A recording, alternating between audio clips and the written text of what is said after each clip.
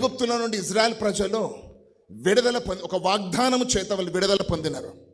విడుదల పొంది అరణ్యంలోనికి వచ్చేసరికి అద్భుతములు ఆశ్చర్యములు చూసినారు వాళ్ళు. ఆ ఆశ్చర్యమైన కార్యాలు, అద్భుతమైన కార్యాలు చూసి అక్కడనే ఇదే ఫైనల్ అని అనుకున్నారు వాళ్ళు. No, that's not the final. సముద్రము పాయలు కావడం, మన్నా కురిపి, అది కాదు వాళ్ళు చూసిన దర్శనము, అది కాదు వాళ్ళు పొందుకున్న వాక్కు. పాలు తేనెలు ప్రవహించే దేశంలోనికి చేరడము. ఎన్ని అద్భుతములు మధ్యలో జరిగినా కూడా ఎక్కడనూ ఆగవలసిన అవసరం లేదు. You have to reach your destiny, you have to reach your dreams, you have to reach to your prophecy, to the word of God. నువ్వు నీ గమ్యానికి నువ్వు చేరాలి, నువ్వు కళలు నువ్వు చేరుకోవాలి, నువ్వు ఇచ్చినటువంటి ప్రవచనానికి నువ్వు చేరుకోవాలి. అనల చేత దూషింపబడి అమ్మివేయబడినాడు యోసేపు. ఒక కలగన్నాడు, కల చెప్పినందుకు ద్వేషముతో, అసూయతో బావిలో పడేసినారు, ఎండిపోయిన బావిలో. మళ్ళీ తీసి అమ్మేసినారు. యోసేపు ఐగుప్తు దేశంలో ఒక బానిసగా, దాసునిగా అక్కడ అమ్మబడ్డాడు అనంట.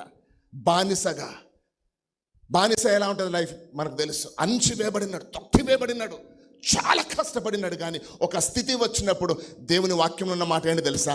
God's favour was on him. ఏది చేసినంత సక్సెస్ అయింది అని అంటాడు. దేవుని దయ తన మీద ఉండెను అన్నట్టు. అందుకే ఆయనకు ఒక మంచి ప్రమోషన్ దొరికింది. యోసేపుకు దాసునిగా ఉంటూ ఒక మంచి పోతిఫర్ ఇంట్లో ఒక మంచి పొజిషన్ దొరికింది.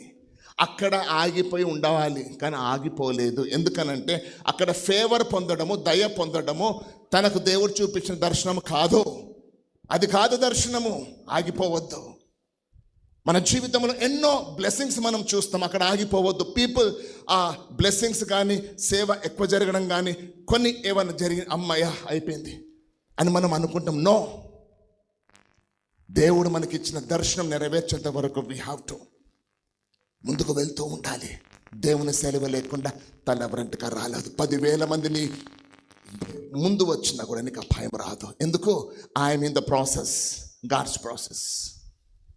నేను దేవుని ప్రణాళిక, ఆయన పర్పస్లో ఉన్నాను నేను, ఆయన చిత్తము జరిగిస్తూ ఉన్నాను నేను. తప్పకుండా సమస్తము జరగాలి నా జీవితంలో.